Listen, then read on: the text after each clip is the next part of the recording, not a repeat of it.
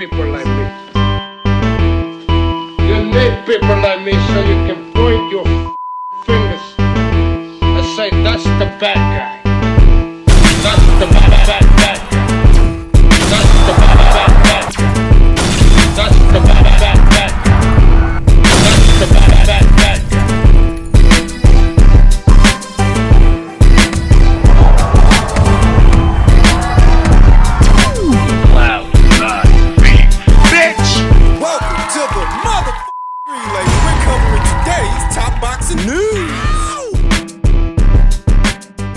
Okay, and now it's time for our weekend recap. We're going to kick it off with the Han versus Angel WBA lightweight title fight, where Stephanie Han, the reigning champion, suffered an early scare in the first round, knocked down off of what looked like a hard right hand down the pipe in the exchange. Surviving that, she was able to get to her feet, gather herself, and start pulling away in the second round. Credit to her. Managing the distance, drawing Paulina Angel out, catching her in the exchanges and finishing strong, Stephanie was able to win a wide points decision. Wide on the cards. Wide on paper. There is more to boxing than what you see on paper. What you see on paper doesn't tell the story of the fight. This was a hard night at the office for Stephanie Han, who was knocked down and suffered a cut above her right eye. This wasn't easy. She had to work. She had to earn this victory. So even if it was wide on the cards, that doesn't mean it was easy. I think that Paulina Angel gave a great account of herself. Her boxing showed a good chin because she got hit a lot. Surprised how many right hands she was able to absorb from Stephanie, who normally takes girls out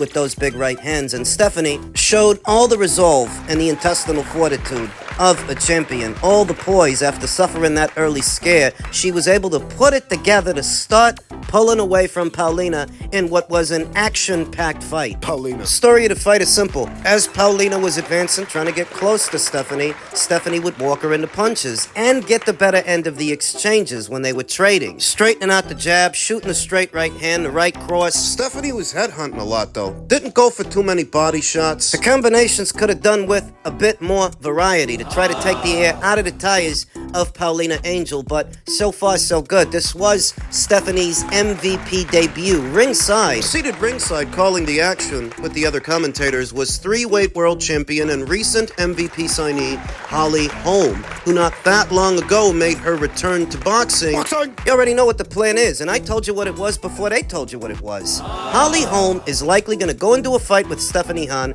now that she's had a comeback fight, she's had a tune-up. Stephanie's had a title defense. They're going to go into a fight with each other. Could be on the undercard of Jake Paul versus Gervonta Davis. Whenever it is, wherever it falls. I expect it to go down before this year is out. And I expect Holm to win. I ain't got nothing against Stephanie Han. For what it's worth, I think she's a solid fighter, a solid champion. And perhaps if she had a little bit more time to build and develop as a fighter, I'd like her chances even more. But if the very next fight is the Holm fight, she's going to lose that fight. She's going to lose the title, and it's going to go to Holly, who would in effect become a four-weight world champion. She was already a champion at 3 weights before she left the sport of boxing for mixed martial arts. Coming back, it's her goal to become a champion at a 4th weight, 135. She's gonna do it. The reason I think she beats Stephanie Han, put simply, she is a lot, and I mean a lot more experienced under the hot lights than Stephanie Han. A style, she's a mover, she's a jabber, she's a southpaw. I think Stephanie will find it quite difficult to land clean punches on Holm, who's going to stay on the move, stay on her toes, and she's got height. Holm does. And legs. She's got legs till next Tuesday. Long legs make for long strides. So closing a distance on a fighter that's going to stay moving around like Holly. It's gonna be a bitch. It's going to be a pain in the ass because of Holly's height and length while she's moving around and Stephanie trying to get close. Holly's going to walk her into straight punches. Holly's going to walk her into shots. Holly's gonna win. I can't trust that Stephanie Han can handle this assignment. She ain't seen nobody like Holm before. But Holly has seen fighters like her before that are going to try what she's going to try. Be aggressive, land hard. I like Holly to win the fight, but as far as Stephanie's performance yesterday, job well done. She did what she had to do. She won a decision, she kept the title, but I think very soon she's going to lose it. And there's no nice way for me to say that. In the co-main event, we saw Yanis Tellez of Cuba take on Germany's own Abass Barou in what was a fantastic action fight. Abass. Both boys spent a lot of time mid-range to inside, mostly because Abass Barou kept closing the distance, putting the pressure on Yanis Tellez, who did his best to try to create space, try to move around, try to get some punches off, but Abass was just better in the exchange, better on the inside, and persistent. Abass. There was more of a suddenness to Abass's work, more snap on his punches, more spite, whereas Yanis looked like a man trying to hold back a storm. Yeah, he's mostly throwing get-off-me punches, get-off-me jabs, get-off-me backhands, but not enough to keep Abass off. Abass had a lot of success with his hooks, particularly with his uppercuts. His uppercuts up the middle, in the exchange, while they're trading. He landed that punch a whole lot. Uppercut is a nasty punch to get hit with, and Yanis got hit with that a lot. Trying to defend his WBA interim title that has now changed hands. I had Abass Barou up by at least a round or two going into the 12th, and it really didn't help Yanis Tellez that in the 12th, not only was Abass Barou winning the round, but he scored a knockdown in that round, so that put him over the top. Abass Barou is a guy I used to hear a lot about a couple of years ago as he was going pro, making his way to the paid ranks. He was promoted by German promoters, Kali and Nisse Sauerland of Sauerland Promotions. And I saw Nisse ringside after the fight, so I'm going to assume that they still promote him. Based out of Germany a few fights ago, I remember what was supposed to be his coming out party, his breakout fight, a fight with Jack Colquet, where he didn't get the decision, he was robbed. Unfortunately for Abass, that did not turn out to be his coming out party. But this fight was. This fight with Yanis Tellez, this hard-fought win, it would seem that Abass Barou has officially arrived and made a statement at 154 pounds as he is now the WBA's interim champion. So what does this mean? What does this mean? It means he's fast become a person of interest for newly crowned WBO champion Xander Zayas, who was ringside for the fight, likely in hopes that he can land the fight with the winner, because whoever the winner is likely to go on to become WBA champion. It also means Abass Barou is now in the crosshairs of Ennis, who's fighting in a WBA eliminator in what is his junior middleweight debut very soon. Per veteran boxing scribe Dan Rafael, per Gilberto Mendoza of the WBA, when Crawford steps into the ring versus Canelo, he will effectively lose recognition as WBA junior middleweight champion. Abass Barou, who won the interim title from Tellez, will then be elevated to full champion, and his mandatory will be ordered versus Jermell Charlo. What? Jermell Charlo. Jermell Charlo was made a champion in recess by the WBA, and that designation allows him to come back whenever he does come back to challenge for the title immediately. That's where he comes into it. What? So we've been hearing about Jermell Charlo's return to the sport of boxing, and not just his return to the sport of boxing, but his return to the junior middleweight division for about 2 years now. I know it doesn't seem like it, but it's been close to 2 years since that guy fought, and it's been even longer than that since he made junior middleweight. He hasn't made junior middleweight since the Brian Castano rematch, right? The guy hasn't fought in about 2 years, and he hasn't made junior middleweight in about 3. Currently, he's in his mid-30s. So what are the odds this guy actually boils down to fight a live animal like Abass Barou at this point in the juncture? And who's supposed to pay for it? Because I hardly think that Jermell is going to travel to Germany to box on a Wasserman show. No. The only way it goes down is if the PBC pays for it. If the PBC does it. I don't see Jermell going over there, but does the PBC have the money to throw at this fight? I don't think so. And this fight, if you think about it stylistically, for Jermell, it would be the Brian Castano fight all over again, except that now you're older, you're less active. A lot of people felt Brian won the first one, or he should have won the first one. Abass Barou is going to fight this fight the same way that Brian Castano fought his fight, except now you're older, you're less active, you ain't made junior middleweight in a while. Why do you guys think that he can boil down to a weight that he hasn't made in 3 years and be who he was 3 years ago? Somebody got a time machine I don't know about. Come on. I know what the story is. I know that Dan Rafael via Gilberto Mendoza said it, that they will order the fight between Abass and Jermell, but I don't actually know that it's going to happen. I kind of doubt that Jermell is going to take it. This is not a tune-up fight, you understand? This is a fight. A guy like Abass Barou, who comes from a solid amateur background and is now riding high, feeling confident, is not the kind of guy you come back with after 2 years of inactivity and 3 years away from this weight. The boxing scribes are talking about it, and the content creators are going to relay that information to their subscribers, but the bottom line is, I don't think that Charlo is the factor that he is being made out to be at this time. Xander Zayas. Xander Zayas was ringside, scouting the winner of the fight, effectively scouting Abass Barou. Now, maybe going in, he thought that he would end up fighting Yanis Tellez.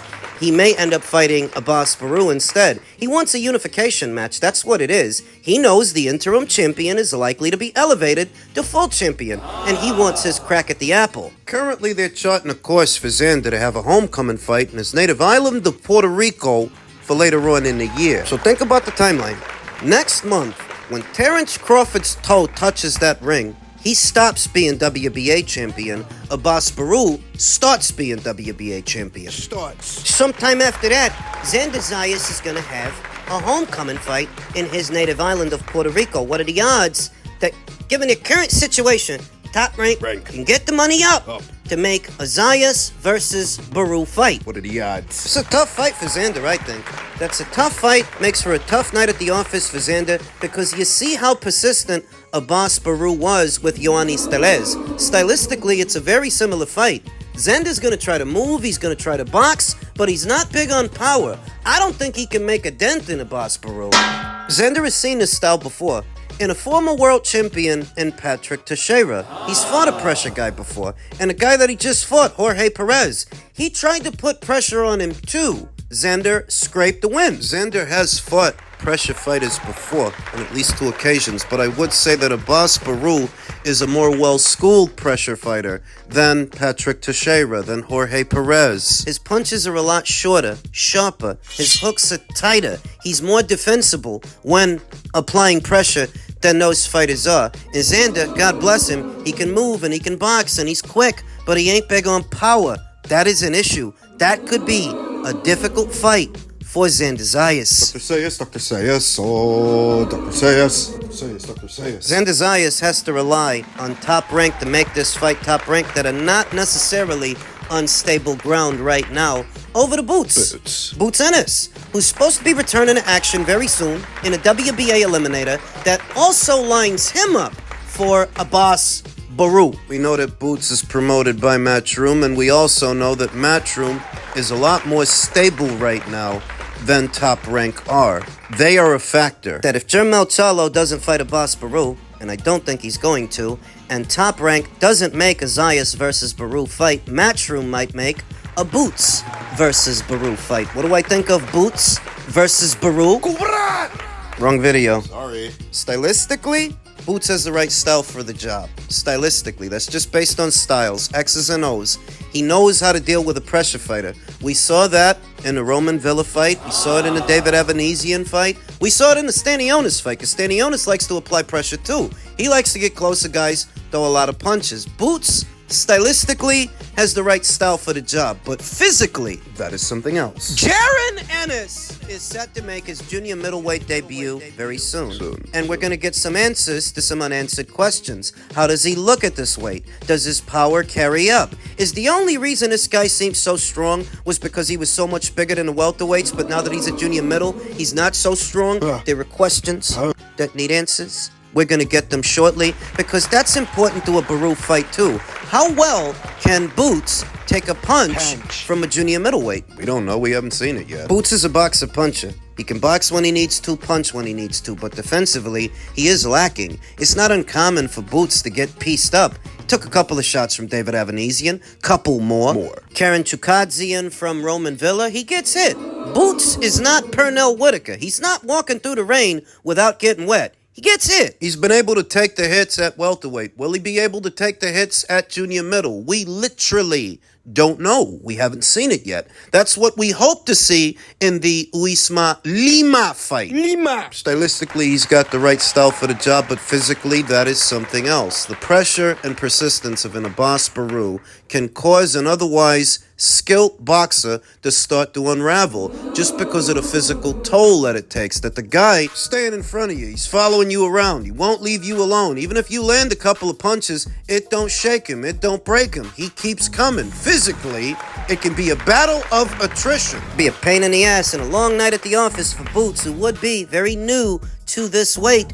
Junior middleweight, Abass Barou versus Boots is a fantastic fight. And Boots needs redemption. He needs to be in fights that people like, that people are excited about because of all the fights that he didn't have. The fights that he's reported to have turned down. The Terrence Crawford fight at 147. The Virgil Ortiz fight at 154. I heard something about him turning down the Bakram Murtazaliev fight. I don't know how true that is, but that is the perception that is out there, that Boots, he don't want to fight nobody good. That's the feeling. His stock has taken a couple of hits as of late.